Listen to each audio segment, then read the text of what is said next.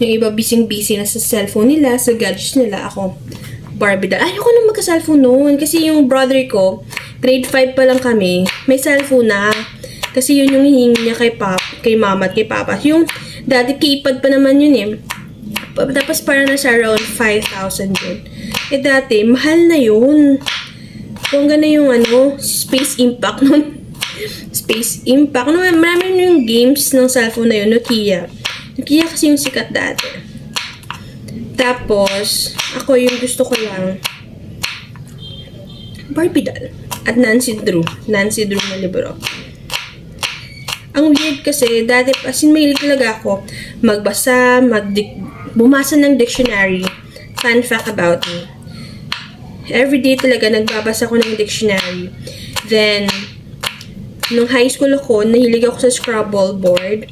So, yung ginagawa ko every summer, naglalaro ako ng Scrabble. Kasi nga, yung goal ko, matalo si Papa sa Scrabble. Kasi nga, pag naglalaro kami, lagi kaming talo kay Papa. So, sabi ko talaga, so yung ginagawa ko, wala akong kalaban sa Scrabble. So, yung kalaban ko, yung sarili ko, tapos, uubusin ko lahat ng tiles. Dapat maubos ko lahat ng tiles para masabi ko na good ako. So, nag-practice talaga ako ng bonggang-bongga. Tapos, umuwi si Papa. Naglaro kami. Ako, yung brother ko, yung brother ko, tapos si Papa. Tapos, nagulat si Papa kasi natatalo ko siya, diba? Medyo na, pa nga si Papa eh. Parang dinadaya mo and everything. Wala. Tapos si Papa may mga words na baon. Feeling ko nagre-review rin. First time ko lang na-encounter. So, ako, best in protest. Siyempre, pag-check ng dictionary, ay, meron, napahiya ang lola nyo. So, yun. Super fun lang ng childhood ko. Tapos, sumasali rin ako sa mga Scrabble competition. Tapos, there was one time, biniro ako ni Papa na hurt. Yun yung talaga sa akin nga, na mag-review ng bongga sa Scrabble is that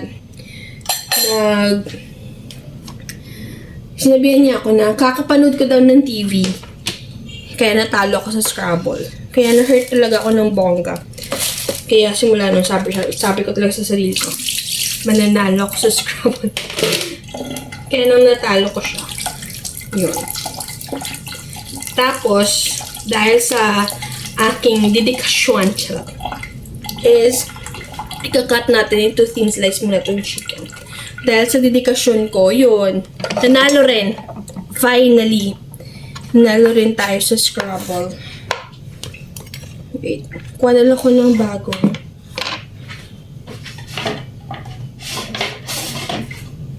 Ayun, nalagyan.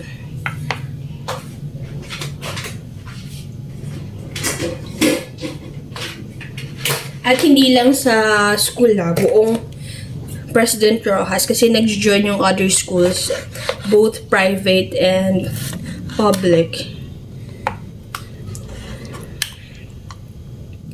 Cut natin ng bongga. Chicken breast yung ginamit ko kasi nga, trying to be healthy. Yan. Itan lang natin yung pagkakahiwa. So, yun na lang gagawin ko. Iba-blanch ko lang ng very light yung broccoli. Tapos, hahanguin ko siya. Then, magsa-start na akong magisa.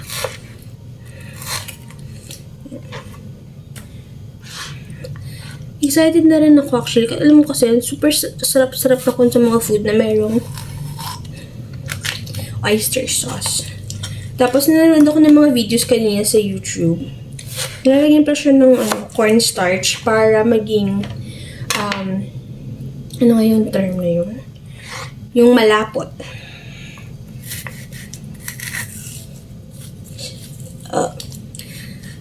Meron kasi siyang konting wait.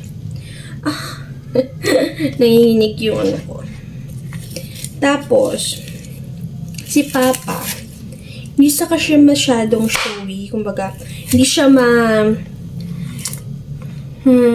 expressive or hindi siya palasabi or something niya, I love you or ganun.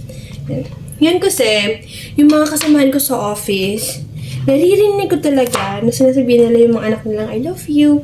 Very expressive, very vocal sila sa mga anak nila. So, I find it cute. Minsan nga, sinutukso ko si Harold kung, kasi siya, hindi rin siya dati vocal. Ako talaga yung pinaka-vocal. Na ano na lang siya, nahawaan. Wala na, kahit anong direction na to. Kung maging vocal ba siya sa anak namin. Tapos tumatawa na lang siya. Bigyan natin ng konting tukso, which is yung skin.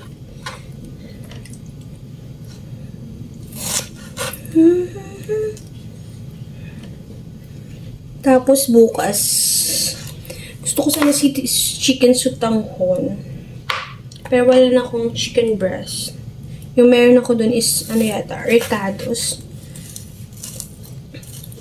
Ricado cut. Yun yung gina ko. Yung ibig kong sabihin. Nandiyan na si Abby. Narinig ko yung ano niya, yung footsteps niya. Sabi ko 10 minutes or 5 minutes lang yung chika ko sa inyo. Pero ang haba na. Cut ko na lang ba? Wala lang. Malapit na siguro to. I-add ko na lang to kasi medyo gusto ko rin nung merong yan, okay na yan. Okay. Okay na yung chicken natin. Mag-start na tayo mag-blanch ng broccoli. Diyan si Hobby. Papasok ko. Pero first, tapon ko muna to. Sure. Huwag kang mahiya. Pasok. Meet my husband. Teka kay. Anong piyano? Nalito tayo na ako. Puti. Wala. Sila pa ka-business mo. Pero okay na. Oo, medyo na rin kanina na din. Masahod. Pero balikon ko naman na. Sunod naman nga. So, binablanch ko na siya mga bash. Konti lang. Blanch natin siya ng very light. Yan. Konti lang naman yung nilagay kong water. After this, gigisa na tayo. Hindi ko alam. Tama pa yung ginawa ko eh. Tama kaya itong mga pinaglalagay ko? Tama naman na. For the Tagalog, ang mga persons. I'm just gonna blanch it. Tapos, stir fry. Magsisatay na tayo ng onion, garlic, and yung chicken, of course. Then, ibabalik ko na lang siya mamaya pag luto na yung chicken. Wait, sorry. Nagala ko yung camera na very light. Gusto ko lang naman ipalabas yung natural color ng broccoli. Aside sa, syempre, maluto, of course. Kasi parang mas nakikita yung color ng broccoli pag binablanch. Boiling! So, I guess, okay na to. So, i-transfer back ko na siya sa lalagyan. Patayin na natin yung baka masunog yung broccoli. Yan. Okay na yan. Yan. Diba? Mas nagiging green yung broccoli. Nang move na yung... Hirap mag-vlog while cooking yan. Lumabas na yung color. Nahulog. Wait. Balikan kayo. Promise. Bye. So, magsusutay na tayo. Yung gamit ko, konting-konting olive oil. Konti na lang talaga yung olive oil natin.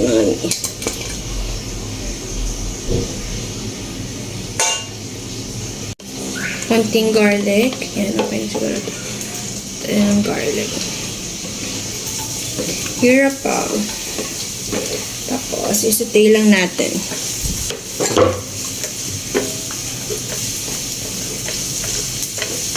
No, unfair. Gusto ko mamaya yung fried rice, maraming garlic. Minsan lang naman ako nag-garlic sa fried rice, yung fresh. Oh, wait! Okay na yan. Charot. Then, add tayo ng onion. Marami yung onion natin. Bango. May niba. Charot. Let's start this.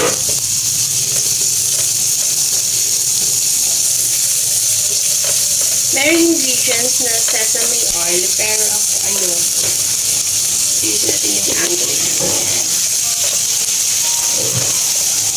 Bango.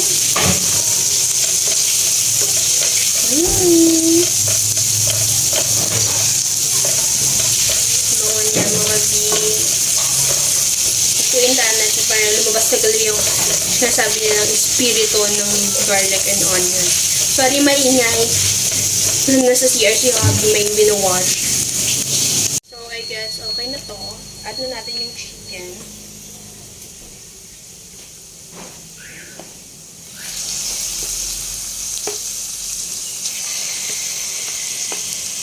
Bango. May ubo in the background na very light.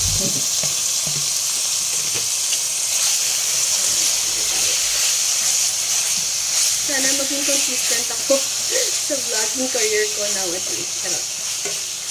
Yan. Isa lang natin ng bonggang-bongga. Nakasan natin ng fire na very light. Bango and fair.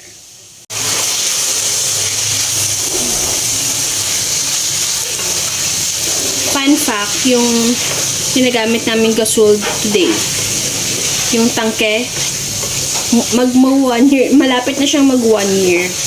Ganun kami katamad magluto, mga besh. Kasi dati nakaka 6 to 7 months lang siya. But, ngayon, ibahin nyo kami. Malapit ng 1 year. Gusto ko medyo siya, yung stir-fry talaga. Dapat luto siya before I add some seasoning. Charot. Yung iba naman, okay naman. Pero ako, gusto ko lang, trip-trip lang. I'll try to put honey. Parang may honey pack sa ref eh. So, kung ano lang yung meron. At alam niyo ba, ngayong 2026, sa mga New Year's resolution namin, mag-asawa is, hindi siya makakabili ng shoes. Ako, hindi naman makakabili ng bag unless bigay sa amin. So, yun kasi yung mga luho namin minsan na nagiging cost ng mga unnecessary expenses namin. Hindi kami mag-gadgets. Even though, medyo maraming nabili kong gadgets last year. Kasi bumili ako ng bagong laptop. Pero may purpose naman. Tapos, tablet. So, yan, bango, fair. Ang gusto ko na siyang lagyan ng pepper.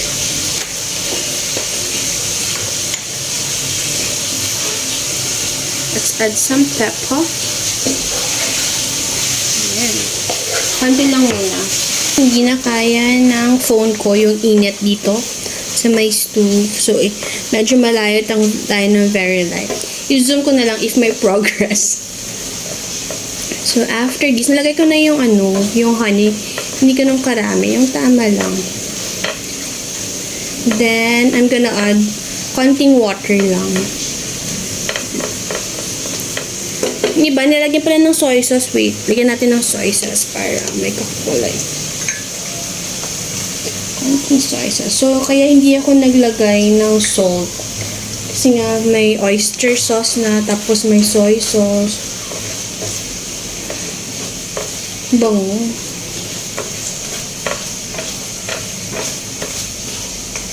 Lagyan natin ng konting water. Konti lang.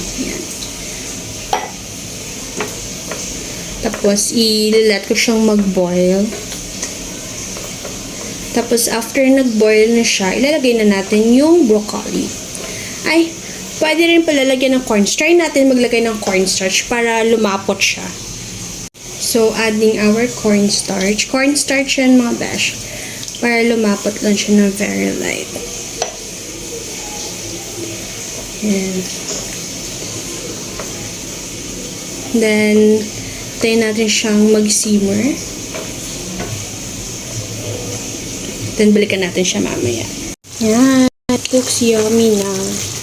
So, ito yung ng starch. Yan. Lumalapot siya. Titikiman ko siya, then i-add natin yung broccoli. Hindi na. Okay, let's try it. To believe it.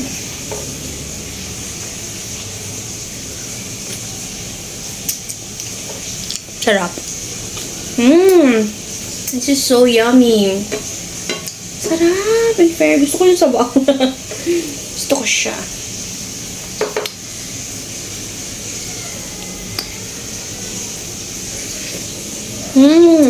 Heaven. Sarap. This is so good. So, add na natin yung broccoli. Bango niya, in fair. Yung iba, nilalagyan nila ng sesame oil and seeds. Tayo, hindi. Gusto kong makita nyo kasi ang ganda ng color. Wait. The color is giving. Lakas parang expert yung nagluto. Charot! I'm just gonna mix it na lang.